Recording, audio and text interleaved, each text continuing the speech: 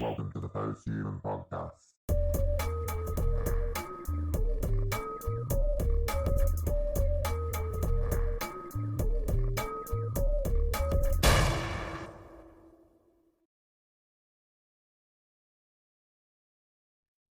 Today's guest, and here to promote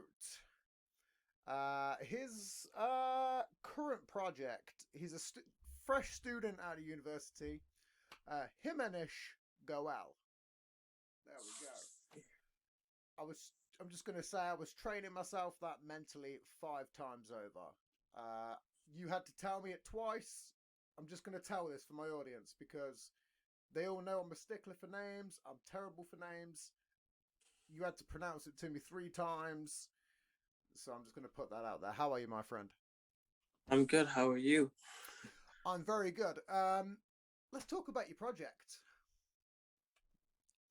Yeah. I'm only slightly aware of what it is due to the fact that we've done this very quick flash. So I'd like to actually know a little bit about it. I get anybody on my show to talk about whatever. I'll promote anything. So let's really talk about it and delve into it.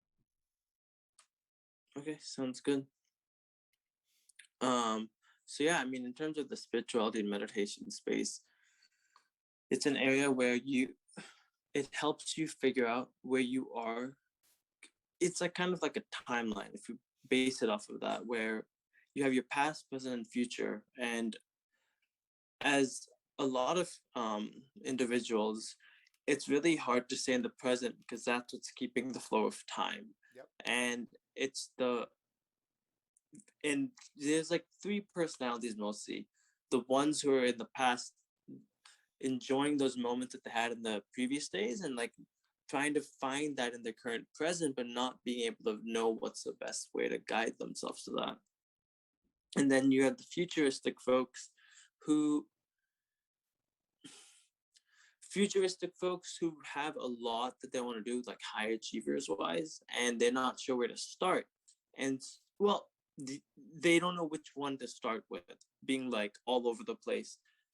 And those, they also have to be centered in order to take it one step at a time, because the present helps you understand that everyone has the same amount of hours, and that how you're supposed to, what you want to do, you have to think of it in the present sense and just try to keep at it. And whether you like old memory, because the past is a way for you to reflect on the things of which the things that didn't go well for you and to not repeat, and the future helps to, and you can help define your future through your present moment by continuously figure out, what are the steps to take. One of the it's a good way that you said that, because one of the strange things that I've not seen recently, excuse me, is I know a lot of friends, and me personally, as bad as it is to say, I live a lot of stuff in the past. I'm 30 years old, but there's some people out there that dwindle on those happy thoughts about school or whatever it could be. But a lot of people always go back to their past on a negative, I found. So it was funny because when you said that the positive aspect of it, I was like, oh shit, there is a positive side of it. And it gave me sort of a jarring feeling. And I was like, there was these moments that were super fun. But occasionally, because I've had a very crap past, the negatives always tend to overlay positives. I've felt anyway. So yeah, it's very interesting that you've said that. Yeah, the negative. How do I put it? A lot of the times, is trust me, I'll fuck with everything. Everyone, I'm not a genius. Like everyone, what I've noticed is it's been a common tendency for folks to say like negative thoughts and try to imply on that in terms of, this is not going well or that's not going well. Like, how are we supposed to do this or how? And it's like the types of words you use, that helps to reflect on what the universe wants to give back to you. Because there's like an understanding that the type of words you use, the dictionary that you form for yourself, you're saying that out to the world, and based on that, what you want, it and you obviously you can't rush that process, because once it comes back, it's really hard to stop in terms of the amount of goodness that comes out of it, because it they all have um their pros and cons. Like, if you've noticed, the ones who tend to stay on a positive side of things, they tend to be a little bit more open to like trying new things, or taking the um taking the risks. Whereas the ones who are not, they're always like stressed out, or like they're not sure what to do, and like, it's like stress gets on the head like in like Yeah. 5 minutes. Well, they're So also more relaxed in terms of taking huge pitfalls. You know, yeah, they're like, hey, it doesn't really matter. I'm a bit carefree, and if it something happens, well, it's just today. We've got another day tomorrow. You know, right. Yeah, so it's like it's kind of a mixed bag um well, of figuring out everything of is. figuring yeah, just figuring out where you want to go, because what uh, in the space of spirituality and meditation, it helps you find your path as well, in terms of folks that are lost, that don't know where they want to go. Like, some just know they want to go somewhere, but they don't know what the light is. And so it also helps to find that path at a slow and steady pace, where you can slowly accomplish it. As much as everyone wants to be the hare in life, like, I'm pretty sure everyone's heard the tortoise and hare story. Yep, Everyone wants to be the hare, running and finishing the finish line, and just being that shining light in armor. doesn't work. It doesn't work. Everyone has to be the tortoise. We slowly learn, and once we finish the finish line, then we advance to that, and we slowly go from one step to the other. And I don't know. I mean, sometimes people might give examples that, we see people like these who do so many things, and they're still successful. I'm like, but have you seen that when they do focus on it, they're not focusing on anything else? They switch within certain areas, and then they go according to that field. So whether it's um, I don't know what would be a good like, whether it's they tend to write, or whether they tend to record, or whatever it is, they just focus on that one niche for a specific amount of days. So you, in order to do anything, you have to fall forward to take the pivots, because everyone wants to um everyone is walking with bunch of hits at their face, and anyone is willing to hit the idea or hit you down, because they want to go ahead. So you have to figure out what can you do to keep on going, because some days you won't get any hits because everything's completely fine, and some days you'll get the most hits and you'll feel like it's the end of the world. But everyone faces the rough times. Well, I mean, absolutely. I mean, the problem is that most people just think that there's this really sort of avant-garde lifestyle that's portrayed in the media, and everything's sort of great and grand, and you know, it's not necessarily that way. You know, Right, that's true. it's there's always those pitfalls. There's always something to get to that stage. Even if you can be, even if you're born into like success, it's always going to be harder to maintain it. And if you're born at the bottom, you've got to get there. There's always, Hmm. it's never just a forward continuous straight path. There's always ups and downs, Right. no matter where you're born. Yeah, no, it doesn't matter location, city, No, no. place, what you everyone rises somewhere or the other. It's just how hard you're willing to work towards it. And I mean, there are so many really inspiring stories where folks have made it big and folks have not, but they've still enjoyed it because they feel like they at least tried it. They at least took the initiative to try something out.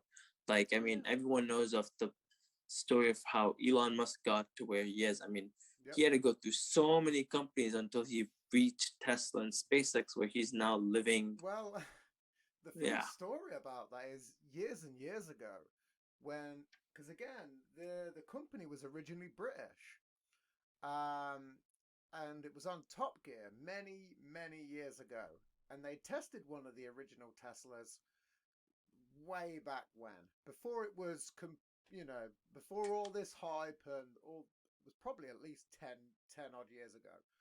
And it was slander. Jeremy Clarkson slandered it and blah, blah, blah. Apparently, he was told to do that.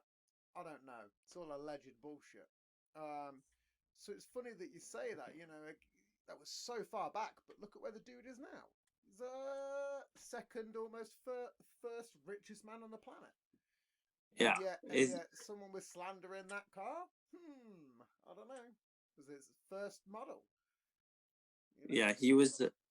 He took the initiative to think outside the box and kind of create something which someone didn't, which no one thought of before. And it's like you have, just like anything, whether you have the vision or not, you have to make sure that if that's what you want to portray, that's what you show. So, Like, and that's what. no, carry on. Sorry. So it's like with like Steve. I think the best example that I've seen or at least heard is this. It's the story of Dwayne Johnson and Denzel Washington, where Dwayne Johnson, if I'm not wrong, he wanted to be an NFL player, but he tried out and he didn't get into didn't get into Yep. didn't get into the league, and he had $7 and he didn't know what to do with it, and so he took those $7 and went to go do wrestling, and from there he's now one of the highest paying actors. And you look at Denzel Washington switching from one major to from many majors in the University of Pennsylvania and not having any academic focus, going to his mother's barber shop. I think so.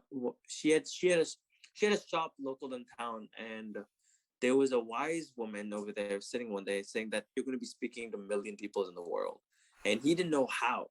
And because no one knows what the future looks like when someone says those words, and he thought that he was going to have to go back. He thought that that magic crystal ball is going to make him somehow go back into school, but slowly with time, the path, God or whoever it is, he gives you the clues and hints. He said he did like a very small play outside within his area where a lot of the people were complimenting about his acting skills, and he said maybe that's the place to go.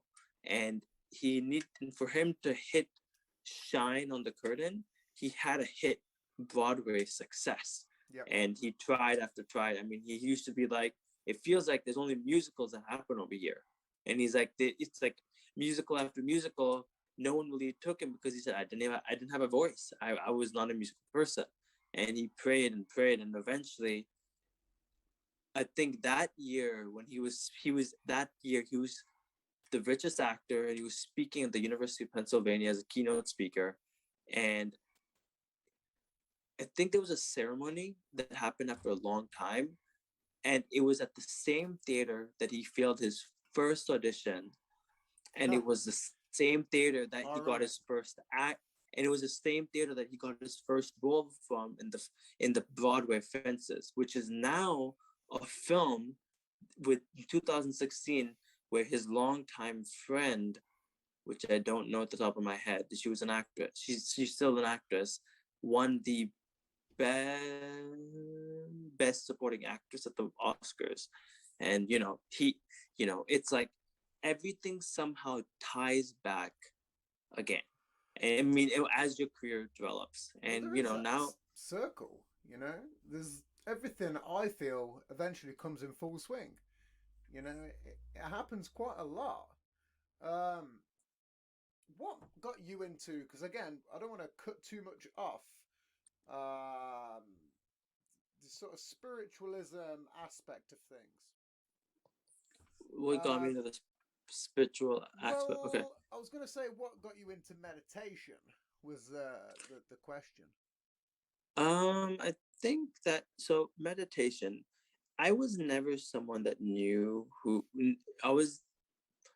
I was never someone who knew what I wanted to do. Whether it was like I was always just like trying to figure out where was my next um goal, or like what was my Okay. purpose in terms of feeding towards life. And this was back in, I think, like seventh grade, and that's at like a very early age because you're somewhere in like the 13-year-old range. Yep.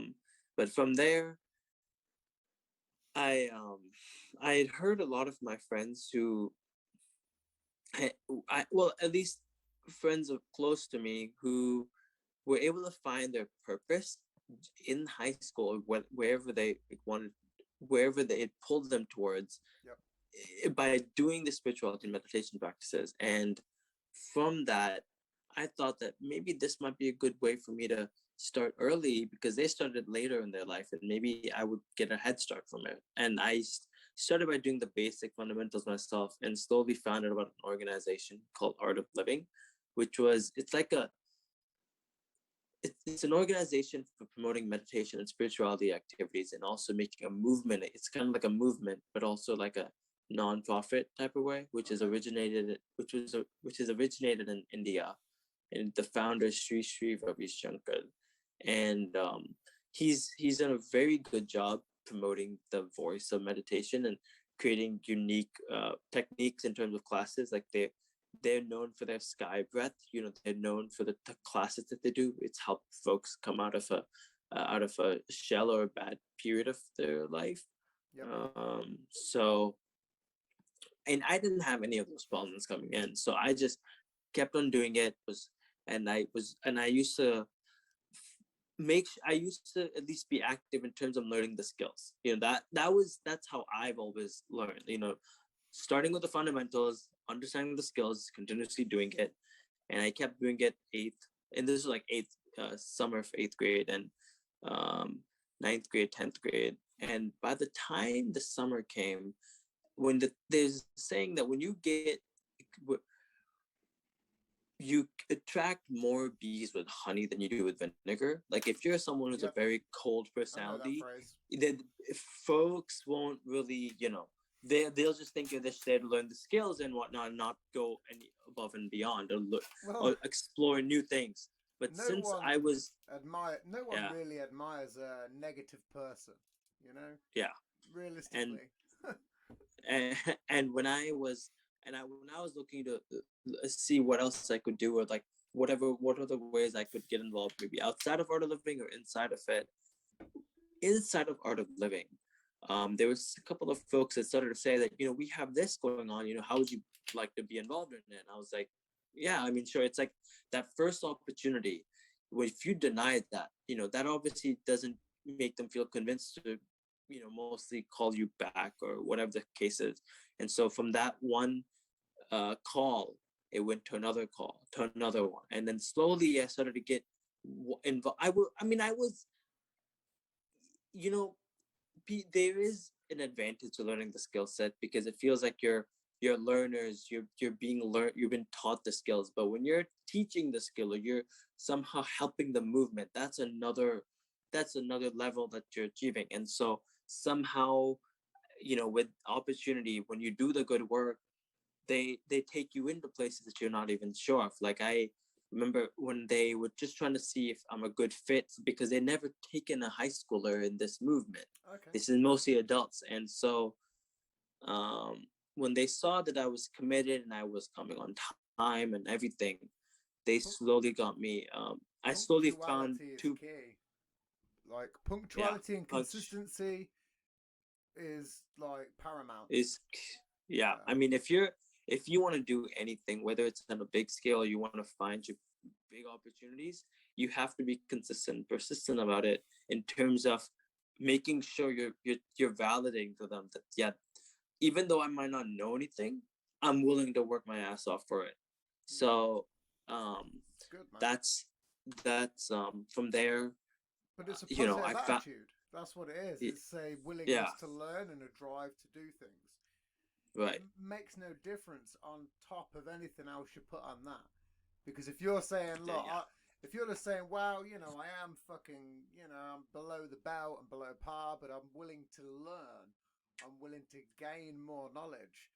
Well, chances are you're probably very smart in the first place, and chances are you're just going to gain more intelligent knowledge. That's a fact. Most people that believe that in themselves are very intelligent people, and from that they just suction in knowledge. The real intelligent people are the ones that can contain it all. They're the real intelligent people, the ones that can just take everything in, hold it all, and disperse it when the moment's truly needed. Right. And I don't know if you've heard about this, but Will Smith, I think when he was just starting his career, he well, I don't know what film was this. I mean, I think he got his breakthrough from Fresh Prince of Bel Air, but Yeah, yeah, of course. when he yeah Well, when it was he a was rapper as well. uh, You know. and so when he got his when one of the interviewers asked him that, how have you looked at in terms of getting where you are? You got this huge breakthrough and whatnot. And he said that the person willing to work the hardest in the room and saying that I'm going to get on the treadmill and I'm going to keep running until you're exhausted means they're never going to stop. Whether it makes them have to gain, uh, get extremely fat for the role, or get extremely muscular for the role, or extremely Mm, thin for the role, whatever it takes, because they're they're dying for what I they like. wouldn't say that he's gone to the extreme though. People that have are like Christian Bale. Yeah. Like he's a great example. He packed on. Well, I think he lost X amount of pounds and went to a ridiculous weight, and then he packed it all back on. In like months, he did this weird flip reverse, and that's serious dedication. I mean, I'm a big fan of Will Smith. Um, he's been a very cultural role for a lot of people. But in terms of his roles, they've been a bit slim for his diverse amount of acting. You know, his own Yeah. acting. I mean, Fresh Prince is like comedic, um, funny. It's all great. Some of his comedic stuff is perfect, but when he tried to pursue the action role, apart from Bad Boys, because Bad Boys is the shit. I think that was kind of what brought him into these action roles. But Right. some of them after then, a bit of hit and miss. Love the guy, but I don't know. What is that dog? That's crazy. Oh yeah. So that's my luck. So. I don't mind. Pets are always welcome. I've had cats, dogs. They're always been random animals. I've yet to have a bat. I'd like to have a bat on the show, just to see how that'd go down. I don't know. Okay. Well, yeah. So from where so yeah, after I got myself involved, one of the as I found my close when I found folks at elder ones who really appreciated what I did and they kind of took me under their wing. When I was in 11th grade, there was so they categorized it by like the youth program for the Yes, that then Yes Plus, and this is like the name of their programs. And Yes Plus is mostly for college students, and Yes is for like the teenagers. And the reason they promote Yes is because it's about promoting the positive message that whether it's a small thing or a big thing, you still want to say yes to yourself, even if it's something smaller, like because the little things count so much more that so that because when you get when you accomplish the big things, it seems like a bigger accomplishment. So that's the Makes message sense. they promote to calling it that program. Yes. So when they took me to a lot, they one of the programs allowed me to be a part of the Yes Plus program because I had already done the Yes program several times, and I don't know what university I was at, but it was a 3.5 week summit, and well, I think 3 week summit where we we were learning the techniques and practices of what is Yes Plus have to offer. And what they did was interesting, which was they would pick a topic where we didn't have to present it, but they wanted to see which group would evolve from being their original self to being someone completely different in the program, because it was 3 weeks. And I was paired up with from not I was paired up with three folks, and they were like in college. One of them who couldn't see, one of them who couldn't hear, and one of them who had like a psychological problem where Okay, if that's if how come they made the group that diverse? Was there a specific reason? yeah, I mean they were allowing a lot of candidates. It wasn't like just a specific class. They Ah, wanted okay, that with Yes, they wanted to help anyone, whether they have a major disability, to anyone who has psychological problems, or who whatever their characteristic is. And so the third one had a psychological problem where if he took too much stress, he would end up running like miles, like not even like around campus and come back, but like oh shit. for countless amount of hours. And you know, in with me, I was just trying to approach to them as like someone who didn't look at them from that perspective, but someone who really valued them, Yep. not to make them feel undervalued.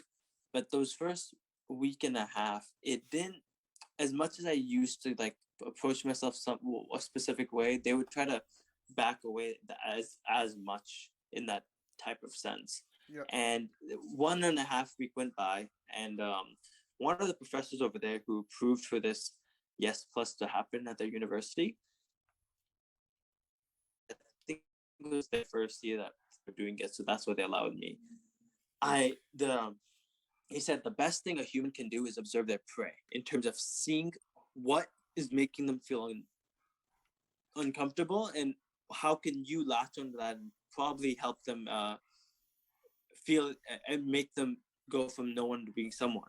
And so what I did, I used to we would have like small 5 minutes or 10-minute breaks in between, and I used to observe them and ask that, okay, what's going on. And one thing I used to see in commonality was they used to feel very uncomfortable with the fact that they were the only ones who were like not in like 70% of the crowd, where it's like, Okay. how when you draw like a plot line, it's Yep. like a majority of the dots are going a specific way, but like there are 3 outliers or 5 outliers, and they felt like that outlier. And it Well, was occasionally, that can just be a one-off experience because me and one of my previous guests, in fact, my very first guest, shout out to Danny Maven, we used to work on we basically met um, at a camp where we used to teach kids outdoor activities and shit like that. So there'd be like archery and climbing and canoeing occasionally if you was at the right centre and whatever. But we would also have to, there would also be disabled children within those groups.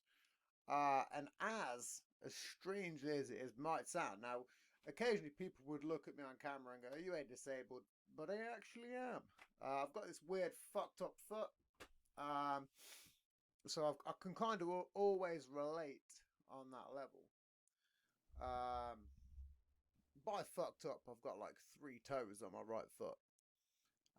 It's kind of weird, but it is what it is. But I can also, again, when me and him, we used to, again, there was moments where we worked together, but there was also a moment because I left just a bit before him. I got sent to do some hotel runs. Um, Stupidly enough, well, I'd lost my phone, and this is how much contact can fuck around with my job. So I'd lost my phone, and because I had no contact with society, and because the manager at the time wasn't willing to help, I kind of left my position. It was a bad move to do.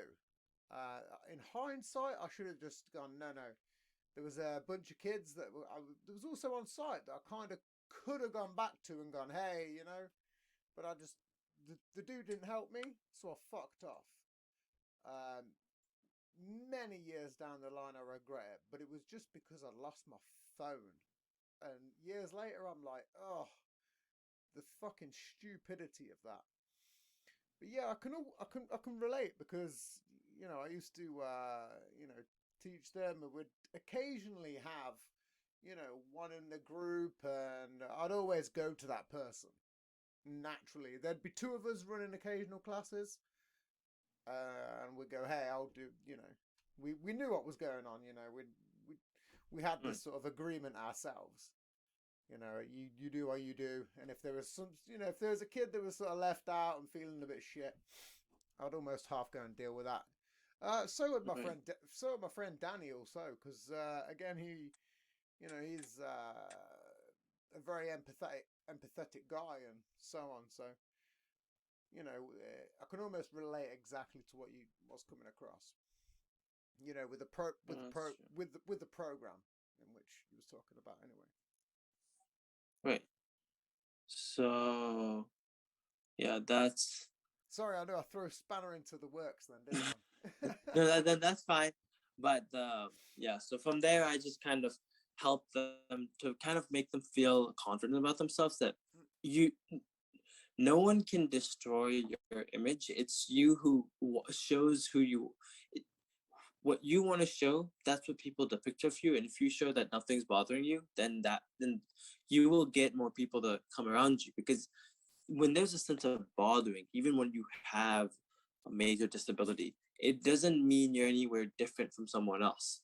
No. You just have something that you can't do, but you're completely fine. So from there, I help them grow out from their shell, and that well, that last 1.5 week, we ended up at the end of the summit, we ended up trading phone numbers, and when our group was called, it was me that they put on the spotlight in terms of explaining how I helped them navigate. And we had like a good amount of students over there, and that amount of applause really changed my perspective from that on. That when I did come home, and when I after I came back from there, it gave me a different perspective in terms of that maybe I'm meant to motivate, help others, help them find their next big thing, because even though I'm someone that looks very focusing on the present, I think helping others look at spirituality and meditation in the sense that it can help guide them to the path that they're always looking for was something that I resonated with. Well, I mean, the thing is, apart from the minor breaks in audio, you're very, very well spoken. You're very intelligent. There's no reason, just based upon this conversation, and again, I've done this shit myself. I know that you could do that. I've spoke to a fair amount of coaches. I've got NVQs in it myself. You know, I know that straight away you could happily do that because just this, you know, the way we're conversing now, you're very well spoken. You can completely draw people in. You're drawing me into the conversation. Apart from when I'm trying to just make a slight point. That's fine. No, no, but it's a compliment, my friend. You should pursue it. Life coaching is a very good skill. I think that a lot of people need it. One of my previous That's guests true. was an accountability coach, which is even more like you go into coaching, you go, that's cool, because I've got mild life coaching skills, but then when I spoke to her about accountability, I was like, oh, it kind of Gotcha. it threw a spanner into my works, you know. And even then, Yeah. it broadened my horizons just slightly to think, huh, you know. But again, the people that do it are very empathetic people. you know, and that's the reason why people do it, because you can feel what the other person's feeling, and therefore you can give the best advice based upon the situation. Sometimes you might be wrong, sometimes it's hit and a miss. But if you've been through a whole bunch of shit and a whole mess of experiences, 9 times out of 10, you're pretty right. It's and a lot of that is, if you're doing it on gut instinct, you are right. You know, I've spoke to a lot of people, and it's pretty true. It's Yeah. life coaching. The person who, the reason that I love life coaching is because the person who gave me my security NVQs was a life coach, and he was a very, very fucking great one. His name was Sean Mantak. I have not spoke to him in many years. Uh, He was a very big dude, very fucking heftily trained in self defense, and but he was also a life coach, and he'd also gone through a whole mess of stuff and shit, and just give you these outlooks on life that were just so eye opening that you just couldn't ignore it. You know, it was just maybe it was just because of the position I was in at the time, but it just completely reversed my life to some aspect, and it was like, whoa, you know, certain things you just sometimes you can hear it off one person and it's meaningless, but you can hear it off some person in the right circumstance and it just all right. clicks. You know, the planets align, so to speak.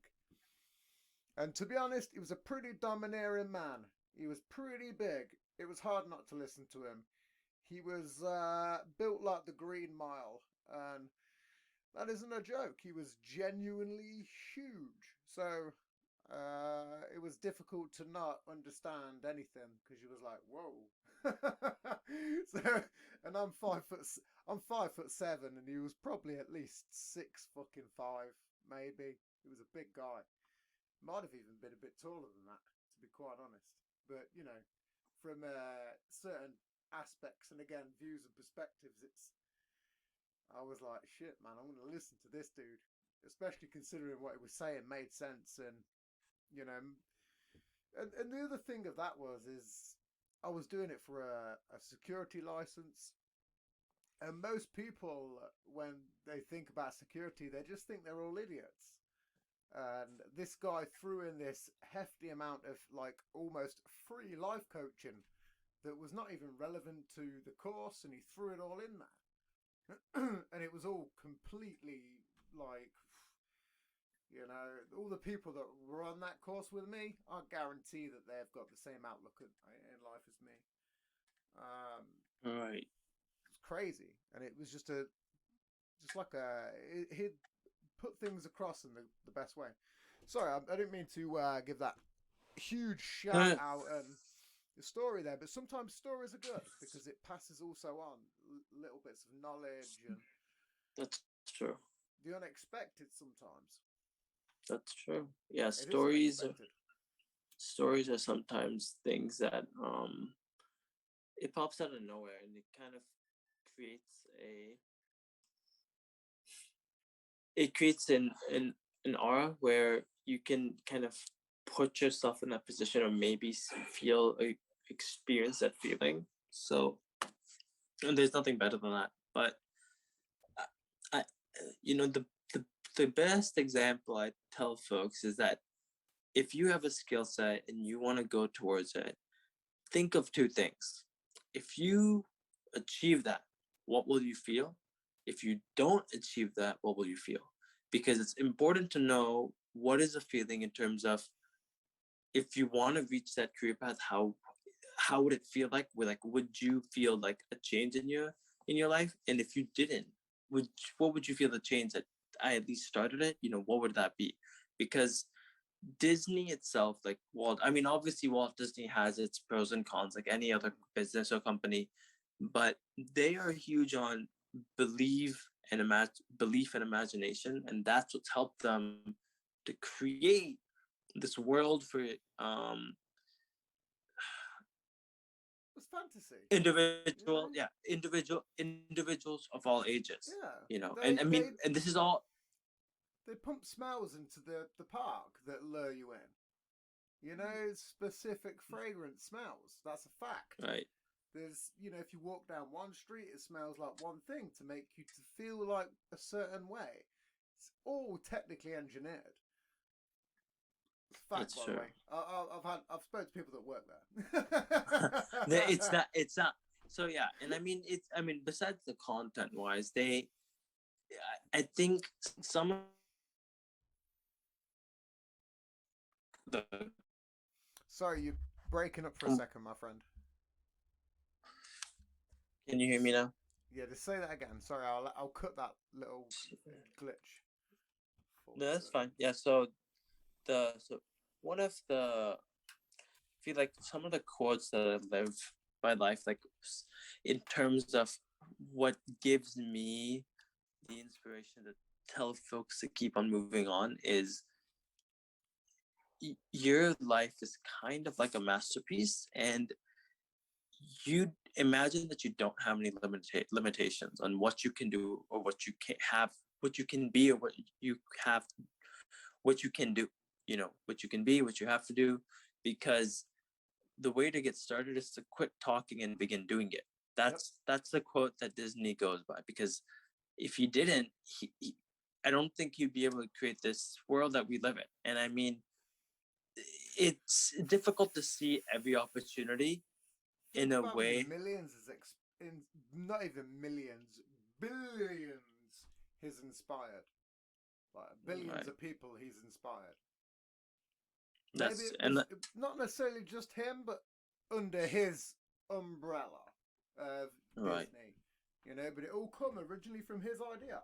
None of this That's would true. have been, you Possible. know, no 90s films would be about if it wasn't for him, or maybe even the 80s. I don't know when he died, but nothing probably from the 80s or even the 70s. I don't Yeah. think he got that fucking old. So yeah, that don't let yesterday take up too much of today, because that's what doesn't let you continue what you're good at, or at least try to find the things that help you learn from the failures than from the successes, because it's failure builds your character. It really does. It builds your Yeah. character, and it helps you to understand what the definition is, and it helps you to form that out for yourself. And I feel Sorry, carry on. I didn't mean to cut you up again. I need to stop cutting you up. no, You that's like fine. me.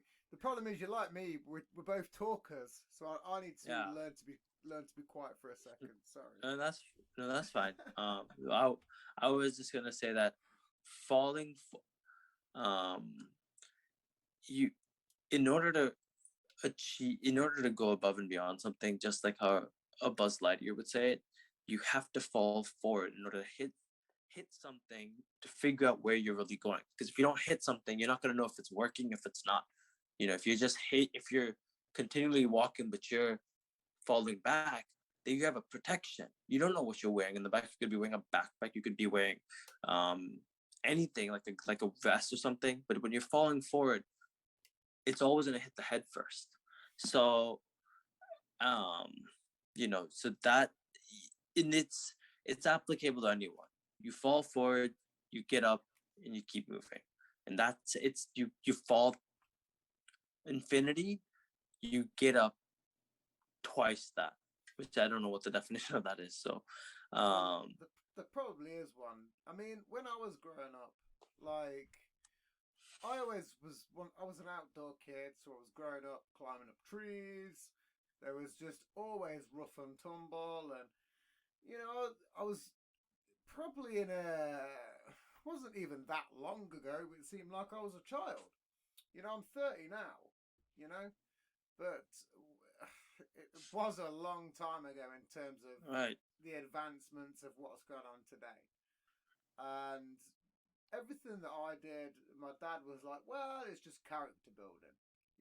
I've got numerous scars and fucking accidents from like skateboarding as a kid or doing whatever. and it was just character building, you know. And to the modern day, well, it fucking worked. You know, I'm a tougher individual, and not only that, you know, I'm more. I've got schedules, you know. I don't just start my day with bullshit. My day starts every single day the same way. You know, it ends pretty much the same way, and throughout that day, it's consistent. And if it wasn't for all this hard character building and discipline and hard work, you know, I don't think that I'd be the person I would be today. And it's so strange as well, because I'm not gonna lie, I slacked off most of my 20s. The reason I did that was because I came out of like school, like a terrible dropout, got into a relationship, had a child early, like at the age of 16, 17. The age of 21, I found out that the child wasn't mine. And then had a huge booming, you know, downward spiral.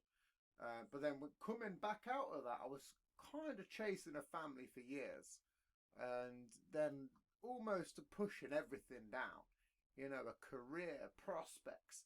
I was still getting, you know, progressing somewhat. You know, I was a warehouse manager. I'd still got qualifications and stuff, but it was never my goal to pursue a certain ladder. I was always trying to pursue one thing, and it was a big downfall, you know. And then, you know, nowadays, you know, I've got that family, and it's took many years of these fucking up and down spirals to do so.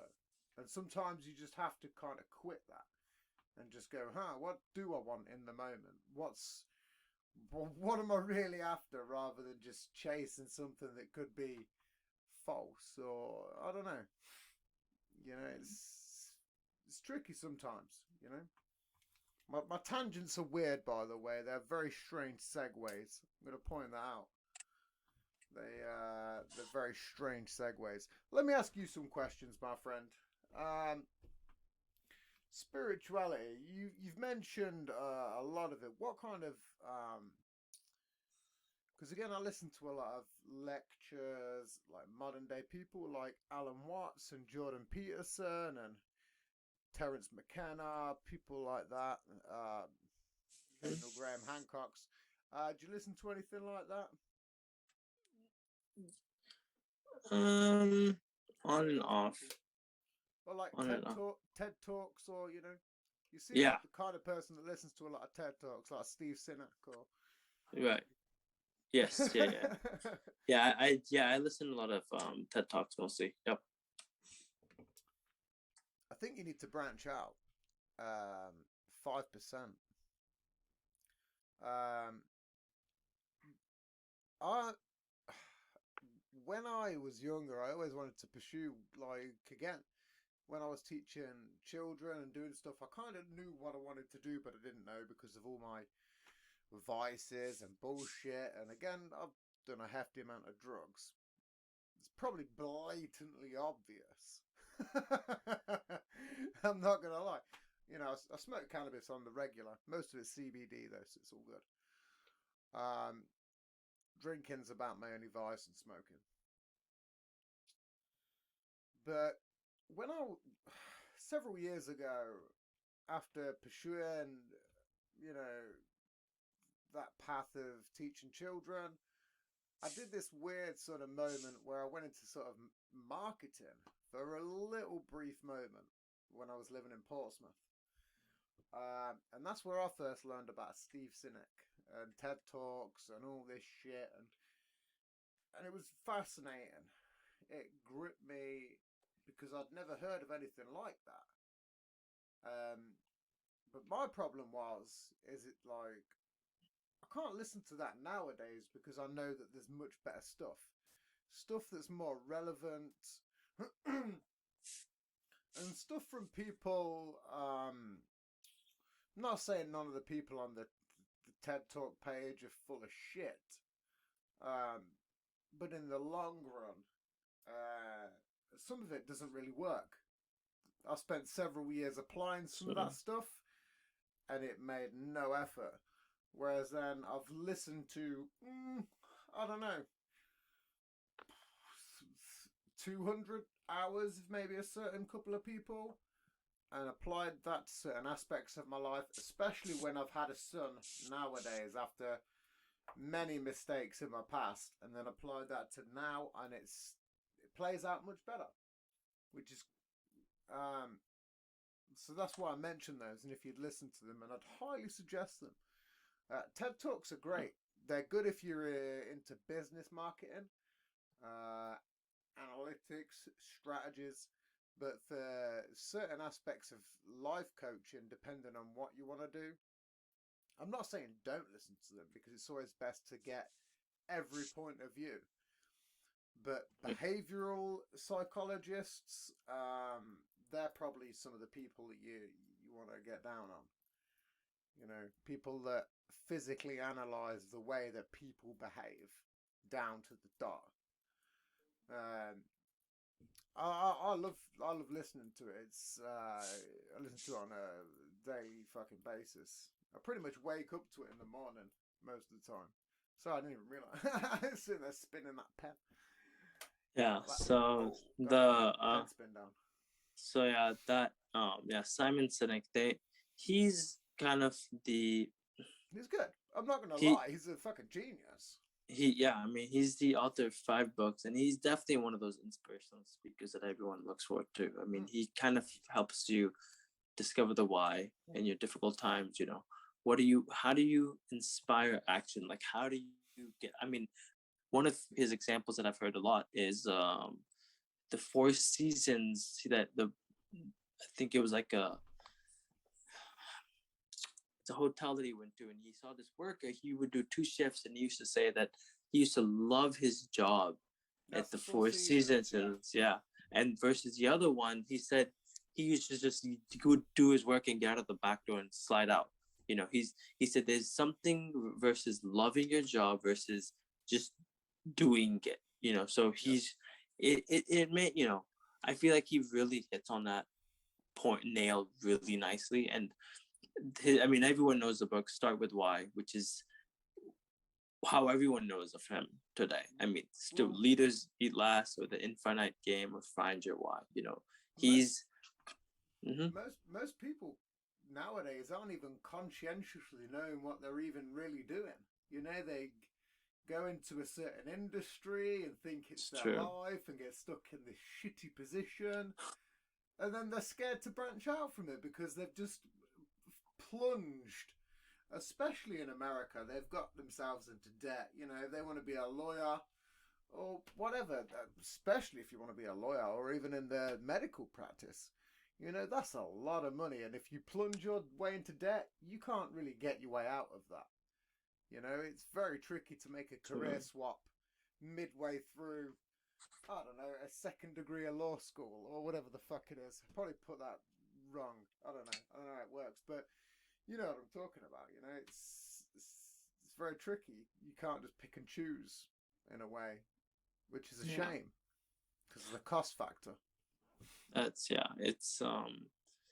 a bit of a. There's a lot of ways folks look at it, but what did you study? So I finished my degree in information systems with a certificate in human-centered design. Okay. So yeah, information systems is like business IT. Yeah. Well, again, that's pretty applicable. That's applicable to most ways of life. You know, there's some people that go out there and get some weird like degree in just like socialism or something that's just on its own, and it's like, oh, can't really do a lot with that. You know, it's like living on an island and having a forklift license and a pallet truck, but there's nothing to do with it. You know, it's great that I've got this degree and this pallet truck, but there's just sand everywhere. Does that make sense? My analogies are pretty random, I'm not going to lie. They're pretty cerebral. You have to almost imagine it and then think about what I'd said and then imagine that you're in a weird state of mind. Or maybe you've had like a brick to the head 50 times and then you go, yeah, I'll get it now. I am trying to crack a joke at you. I've been trying this whole time. I'm terrible at doing so. No, yeah, I mean, yeah, so it's, yeah, the best way to navigate this world is usually through diversity, equity, and inclusion. And I know everyone has their own. Can I ask you another question before you continue? Yeah. Young. You ever thought about doing? Have you got your own channel? Because obviously, when I looked on your page, there's like a link, and it sent me to a YouTube link, which obviously is you. YouTube link. Yeah, page. Yeah, I mean, yeah. Is So that those, yeah, those videos that were like extremely old. That was me when I was, I think, that was me when I was in middle school. But when YouTube had first come out, I think I was extremely fascinated by the whole video montage, and I thought that this would be extremely cool to just put out a video and in any view. You haven't got to sit here defending it in any way, shape, or form. That wasn't any way part of the question. The real question was, have you ever thought about? Because again, you can talk and you can articulate yourself very well. Have you ever thought about doing your own podcast? Because I truly think that you could. Because there's very few people that come on my show and just obliterate, and you're doing it, my friend. You well articulated and you're killing it, and I think you could, based upon. I've got a couple of people that do sort of life coaching podcasts. I've got people that do spiritualist podcasts, and I think you could easily jump into that market and probably do pretty well for yourself. You've easily just singularly talked to me for nigh on an hour, and I've put a couple of questions in, maybe four questions, 5 at most. So even then, if you take out those 5 questions and put them on a piece of paper, you've got an hour podcast. That's true. That is extremely true, in terms of helping folks find their way. But yeah. But it would help people. That's the point. Because again, this is what you want to do. You want to help people. And right now, you're helping me. Because everything you're saying is helping me. Because you're a very reflective person. You make crystal clear fucking sense with everything that you say. I'm not going to deny that. Yeah, I mean, thank you. That's that is definitely a really nice comment. Really appreciate that. I've never heard anyone tell me that. It's true. But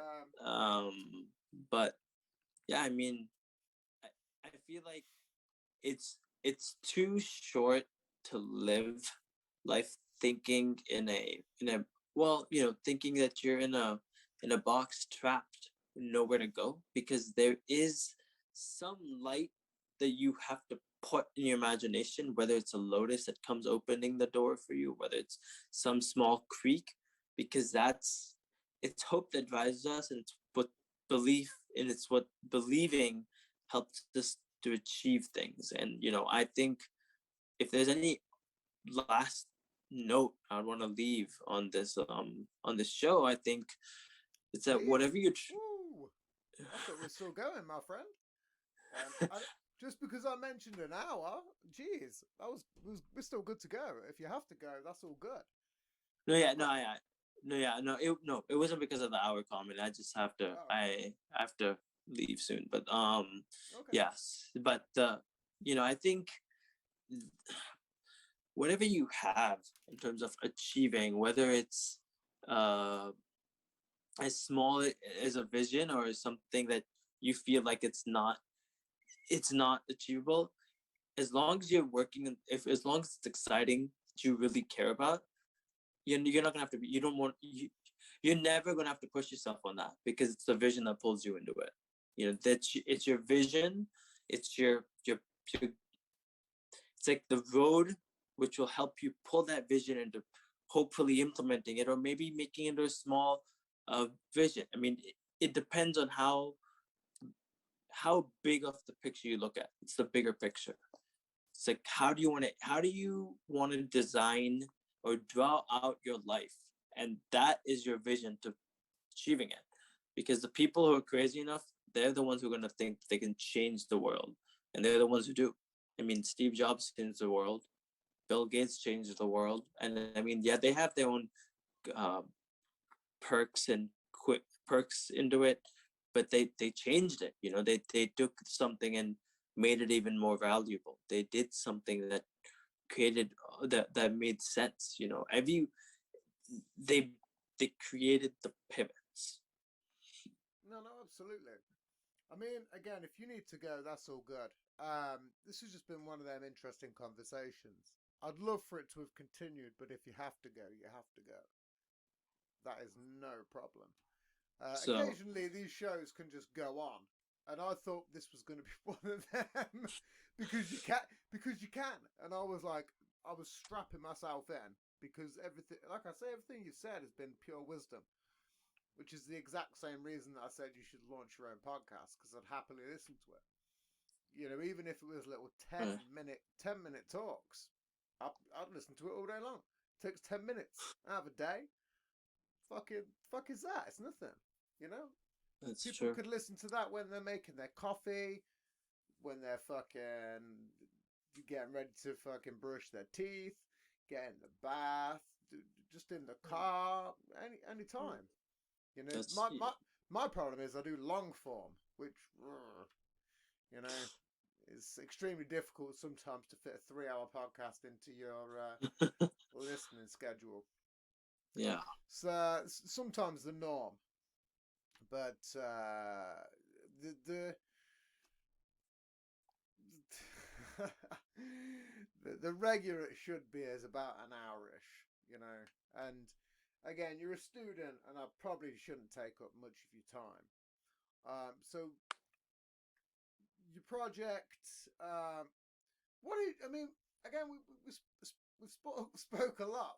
We didn't actually say what your project was titled. I know it was based around, um, meditation and so on, but has it got a name? Because I haven't seen a name. So the so the project for spirituality and meditation is actually me helping other folks find their path. Oh, okay, I've got it. So this is early works. Mm-hmm. Okay. Well, this is where you should get a podcast going then. Because Yeah. again, if it's in the early works, listen, you don't want to get halfway through your journey and have to then put in a load of audio or video. Take it from me. I went through 36 episodes, some of which were 3 hours long, before I even put them onto YouTube. And then I put them onto YouTube, most of them, and it was painstaking. You ever uploaded something to YouTube? Fuck. You ever uploaded a 4-hour clip to YouTube? It's long. I've not done that 4-hour show yet because it's going to take me forever. But there's some 3-hour ones, and it's very tricky. And you don't want to get halfway through doing what you're doing and have to backtrack because it's going to set you back, and then you're going to have to delegate more time for yourself. And It's true. 9 times out of 10, and it happened to me, I burnt myself out. It happened. It happened Yeah. so easily. I burnt myself out. And time management is one of those skills. It's a very transferable skill. There's some that are non-transferable, but time management, punctuality, it's pretty transferable sometimes, at least anyway. Well, listen, where can people follow you? This is going to be a. I'm not going to get into any conspiracy talk. I'm going to let you go. Yeah. Where can people follow you? Yeah. Yeah. People can find me on. So I'm. You can find me on Facebook and Instagram, and I even have a personal photography page on Instagram, which have not been as active on lately, but I do have some content on there. Um, but in terms of active platforms, I'm pretty heavily active on LinkedIn and Reddit, so you can find me over there by typing my name in there. So What is that? Because link. So yeah, LinkedIn is like a professional network. Is like a professional Oh no social media platform. no not no not LinkedIn. Your name, your name for the platforms. The names for my like for like the accounts and all that. Yeah, no, your name for the platform. My or the platform that I'm like the spirituality and meditation thing. Is that what you're asking for? Yeah. Kind of. If we can put it to that, I think we're crossing so many wires. So yeah, so right now so, the name. it's more. I'm laughing more at myself as well. Don't worry. Yeah, that's fine. The so in terms of the name for the platform, it's usually just me doing the kind of helping others out of like goodness. So there's as of right now there is no name. I'm currently Okay. working on like making the website and all those other fancy objects because I've been helping folks for quite some time. So it's not. It's just this one. I'm trying to take it to another level. So Yeah, no, I mean, again, I probably should have. That's why I was laughing because I knew you had no name for it, and then I was like, where can people find you at? And then you mentioned yourself, and then I was like, yeah, but what's the name? And then I'd completely forgot. Don't worry, that's why I was laughing at myself midway through what I said. no, That that's was all. fine. That was all on me. Well, listen, this has been the Posthuman Podcast. I've been your host, Tim Turner, fucking things up as per usual. Today we've been here with. Oh God, I'm gonna mess this name up. I'm gonna do it again. Himanish. Himanish Goel. Uh, and this has been the Posthuman Podcast. Take it easy, folks, and we'll catch you on the next random messed up episode.